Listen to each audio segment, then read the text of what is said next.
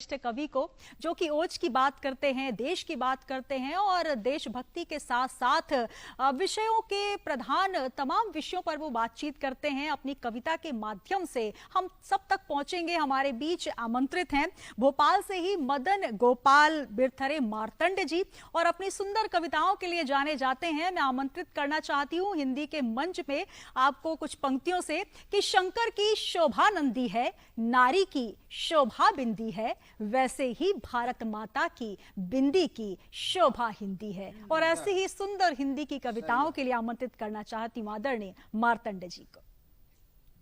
इस डीडी दूरदर्शन भोपाल के इस साहित्यिक यज्ञ में मैं अपनी काव्यात्मक उन हुतात्माओं को जिन्होंने अपना सर्वस्व अर्पण किया देश के लिए, खड़े सीमाओं पर जो शान से तुम पाओगे बेटे, खड़े सीमाओं पर जो शान से तुम पाओगे बेटे, बहन की राखियां मां पूछती कब आओगे बेटे। क्या बात। सभी से तोड़कर नाते चुकाते कर्ज मां का यूं हुए बलिदान जो सीमाओं पर मेरी तेरी माओ के बेटे। क्या बात। अच्छा हो गए शहीद हैं जो तेरी मेरी मातृभूमि पर, कर्ज उनकी माओ का हम तुम ऐसे है चुकाएंगे।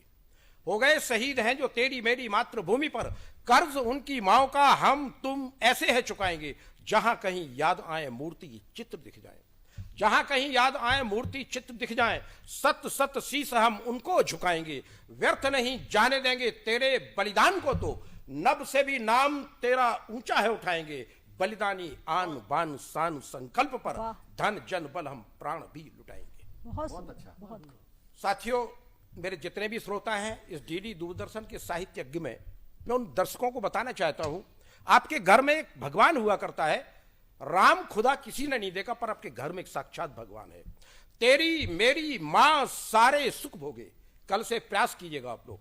तेरी मेरी मां सारे सुख भोगे, ऐसी नेक दुआ करते हैं। कितने लोग हैं इनमें से जो नित मां के पैर छुआ करते हैं। वाह, बहुत सुंदर, बहुत सुंदर। गर्भ मास नौ प्रसव वेदना, गर्भ मास नौ प्रसव वेदना, कहा कभी तुझसे मुझसे क्या माने, तेरी खातिर दर्द सहे क्या क्या माने तू क्या जाने।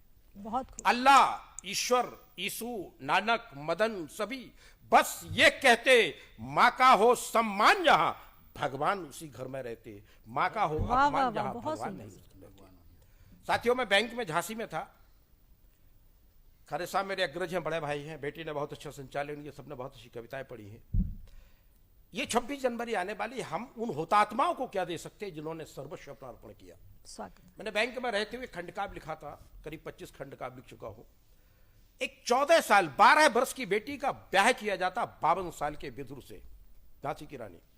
कई सदियों में एक होती हैं ऐसी कहानियां, कई सदियों में एक होती हैं ऐसी कहानियां, निस्वार्थ होम कर दे जो अपनी जवानियां। सिद्धांत खुद के गढ़ लिए और आगे बढ़ गई, रणचंडी बन के गोरों की छाती पे चढ़ गई। सिर धड़ से अलग कर दिए जो सामने अड़े, सिर धड़ से अलग कर दिए जो सामने अड़े, घोड़े की टाप नीचे गोरों के थे शव पड़े।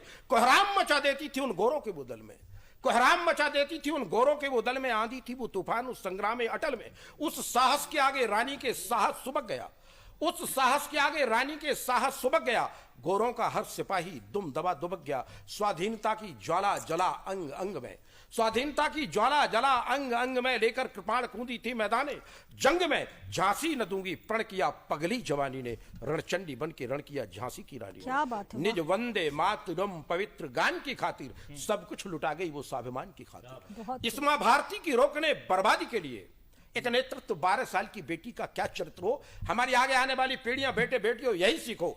आज की इस कायरता भरे माहौल में, दुनिया में वास्तव कुटुंबों की भावना वाले देश में, इस मां भारती की रोकने 14 वर्ष की बेटी, इस मां भारती की रोकने बर्बादी के लिए अवतार बन के आई थी आजादी के लिए। इस मां भारती की रोकने बर्बादी के लिए अवतार बन के आई थी आजादी के लिए।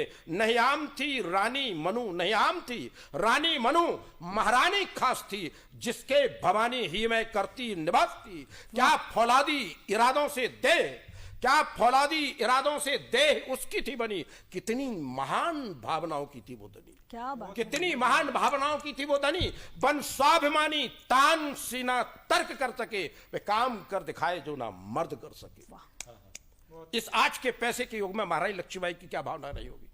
26 जनवरी आने वाली है। सर्वस्व आज बड़े से बड़े लोग पैसे के लालच में अपना चरित्र और अपना आत्म का जमीर बेच दिया करते। सर्वस्व अपना क्रांतिमय उपदेश के लिए, सर्वस्व अपना क्रांतिमय उपदेश के लिए संचय नहीं किया था, खर्च देश के लिए। सर्वस्व अपना क्रांतिमय उपदेश के लिए संचय नहीं किया था, खर्च देश के लिए। तन मन व धन न्यौछावर कर देश पे दिया, तन मन व धन न्यौछावर कर देश पे दिया। परिवार से बड़ा है राष्ट्र सिद्ध ही किया। सुख भोग मई दास्ता, सुख भोग मई दास्ता का नाम वर्ण किया। आजादी की थी जंग में खुद का मरण किया। स्वाधीनता संग्राम वेग रुकने न दिया, खुद काट लिया शीश उसने झुकने न दिया। आइए इस पवित्र चैनल की तरफ से मैं सारे भारतवासियों को उन मां के चरणों में एक श्रद्धांजलि का छंद पढ़ता हूं। आज उनका कालपी में युद्ध हुआ था आज के दिन। वह राष्ट्रवाद की कड़ी मनु मेरी मात्र थी। मेरे देश के वासियों, अभी देश को हमें बहुत ऊपर तक ले जाना है। वह राष्ट्रवाद की कड़ी मनु मेरी मात्र थी, अभिनंदनीय पूज्य वो मंगल सुपात्र थी। क्या अनुपम अनूठी राष्ट्र में पहचान भर गई, क्या अनुपम अनूठी राष्ट्र में पहचान भर गई। चढ़ती जवानी देश पर बलिदान कर गई। आओ चढ़ाएं उन चरणों में, आओ चढ़ाएं उन चरणों में श्रद्धामयी सुमन। सत सत मदन महारानी रानी झांसी को नमन, जिसने गंवाए प्राण थे निज आन की खातिर, सब कुछ लुटा गई वो स्वाभिमान की खातिर। क्या बात है। आइए उन अमर सपूतों को हम लोग डीडी चैनल भोपाल की तरफ से श्रद्धांजलि दें और उनको अनुसरण कर अपने राष्ट्र को गौरवान्वित करें। बहुत बहुत धन्यवाद। बहुत बढ़िया मार्तंड जी, बहुत बढ़िया। तो बहुत सुंदर मदन गोपाल मार्तंड जी को आपने सुना और ओजस्वी वाणी के आप धनी हैं। मुझे भी अपनी कुछ 4 पंक्तियां सर याद आ रही हैं कि न बंदूकें न खंजर न लाए कोई औजार हैं, न बंदूकें न खंजर न लाए कोई औजार हैं। माँ भारती के हम पुजारी हमारे शब्द शब्द हथियार हैं। माँ भारती के हम पुजारी हमारे शब्द शब्द हथियार हैं। और खोलते खूं की स्याही से, खोलते खूं की स्याही से हमने लिखे चंद अशार हैं। खोलते खूं की स्याही से हमने लिखे चंद अशार हैं। और नहीं खाती कलम खौफ हमारी, हम चलते फिरते अखबार हैं, हम चलते फिरते अखबार हैं। तो बहुत सुंदर आज हमारे सभी कवियों ने काव्य पाठ किया। जैसे आगाज हुआ वैसे ही अंजाम हुआ और यकीनन आपको भी बहुत आनंद आया होगा। और हम तमाम दर्शकों से यही अनुरोध करते हैं कि हमारा ये विशेष कार्यक्रम काव्यांजलि अगर आपको पसंद आया हो तो हमें पत्र लिखकर सूचित करें।